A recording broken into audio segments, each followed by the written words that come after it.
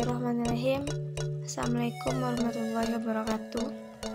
Saya Yanti Elisa dari jurusan Tadris IPS kelas B akan menjelaskan materi tentang landasan sosiologis pendidikan yang dibimbing oleh Bapak Nurdiansyah. Yang pertama, pendidikan. Pendidikan terdapat dua pengertian. Yang pertama yang dijelaskan oleh Pusat Bahasa di Pertemuan Pendidikan Nasional, bahwa pendidikan adalah proses pengubahan sikap dan tata laku seseorang atau kelompok orang dalam usaha mendewasakan manusia melalui upaya pengajaran dan pelatihan, proses, cara, perbuatan, dan mendidik. Yang kedua, menurut Undang-Undang Republik Indonesia Nomor 20 Tahun 2003 tentang Sistem Pendidikan Nasional Pasal 1, bahwa pendidikan adalah usaha sadar dan terencana untuk mewujudkan suasana belajar dan proses pembelajaran agar peserta didik secara aktif mengembangkan potensi dirinya untuk memiliki kekuatan spiritual keagamaan, pengendalian diri, kepribadian, kecerdasan, akhlak mulia, serta keterampilan yang diperlukan dirinya, masyarakat, bangsa, dan negara.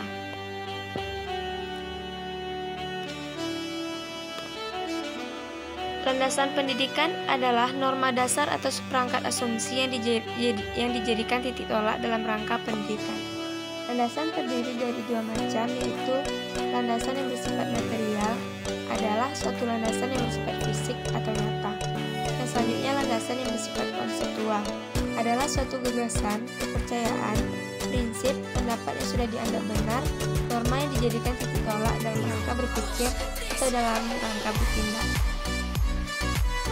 Jenis-jenis landasan pendidikan. Yang pertama, landasan filosofis. Yang kedua, landasan sosiologis. Yang ketiga, landasan kultural. Yang keempat, landasan psikologis. Dan yang kelima, landasan ilmiah dan teknologi. Pengertian landasan sosiologis. Yang pertama, manusia. Manusia adalah sebagai makhluk sosial. Hal ini berarti manusia hidup dalam suatu kelompok yang di dalamnya terjadi hubungan sosial antar manusia. Yang kedua, menurut Wayan Ardan tahun 1986, hidup berkelompok memiliki ciri-ciri. Yang pertama, adanya pembagian kerja. Yang kedua, adanya ketergantungan antar anggota. Yang ketiga, adanya komunikasi antar anggota. Dan yang keempat, adanya kerjasama antar anggota. Sosiologi merupakan ilmu yang mempelajari berbagai tingkatan sosial yang dilakukan oleh manusia dalam suatu kelompok yang menjelma menjadi realitas sosial. Ciri-ciri sosiologi adalah empiris, teoritis, kumulatif, dan neonitis. Histori sosiologi pendidikan. Yang pertama, Lester Frank Ward pada tahun 1883 berpendapat bahwa sumber utama perbedaan kelas sosial dalam masyarakat Amerika adalah perbedaan dalam memiliki kesempatan, terutama kesempatan dalam memperoleh pendidikan. Untuk itu beliau mengusulkan gagasan wajib belajar pada pemerintahannya, yaitu wajib belajar 11 tahun atau sampai tamat senior high school.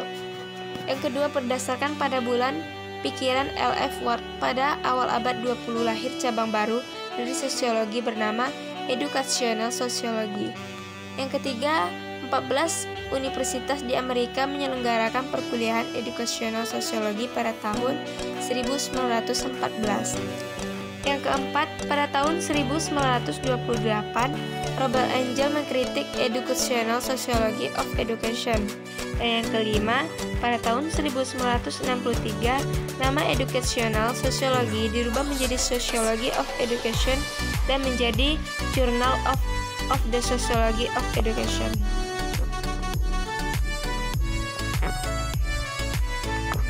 Di Indonesia, perhatian akan peran pendidikan dalam perkembangan masyarakat dimulai sekitar tahun 1900 dengan adanya politik balas budi dan memerangi ketidakadilan melalui edukasi, irigasi, dan emigrasi yang dilakukan oleh pemerintah Belanda. Pelopor pendidikan Indonesia ini di era 1900 diantaranya adalah Van Deventer dan R. Dewi Sartika.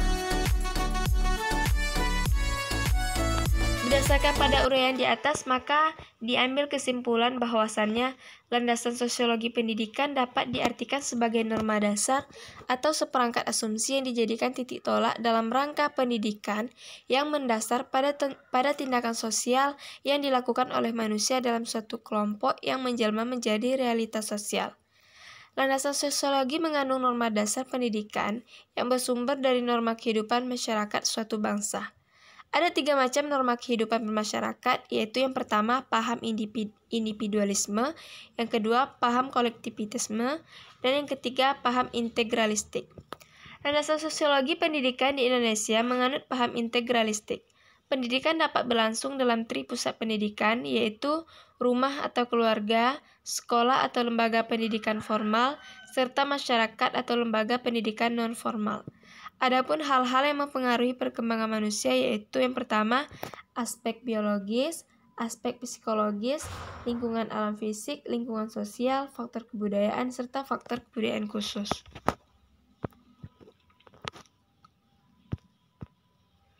Ruang lingkup sosiologi pendidikan.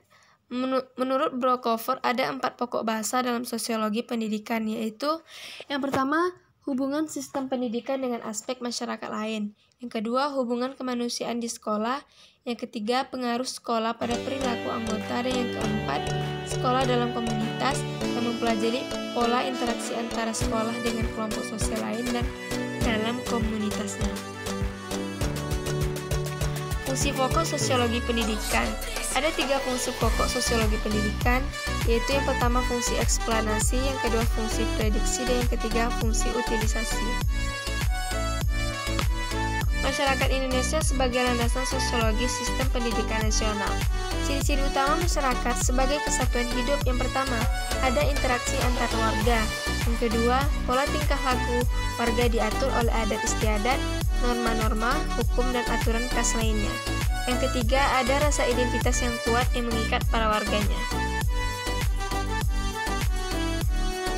Ciri-ciri unik masyarakat Indonesia. Yang pertama, secara horizontal, yang ditandai oleh adanya kesatuan-kesatuan sosial atau komunitas berdasarkan suku, agama, dan adat istiadat, serta kedaerahan. Yang kedua, secara vertikal, yang ditandai oleh adanya perbedaan pola kehidupan antara lapisan atas, menengah, dan bawah.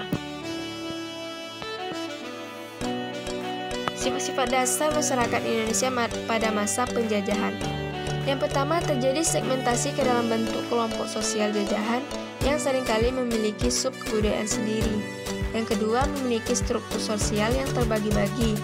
Yang ketiga, anggota masyarakat atau kelompok tidak mengembangkan konsensus di antara mereka terhadap nilai-nilai yang bersifat mendasar.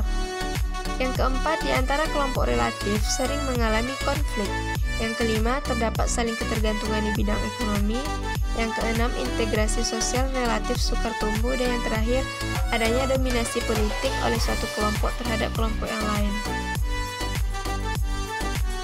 Faktor-faktor yang menjadi dasar interaksi dan proses sosial adalah faktor imitasi, faktor sugesti, faktor identifikasi, dan faktor simpati.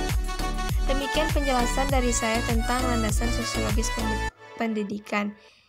Saya akhiri. Assalamualaikum warahmatullahi wabarakatuh.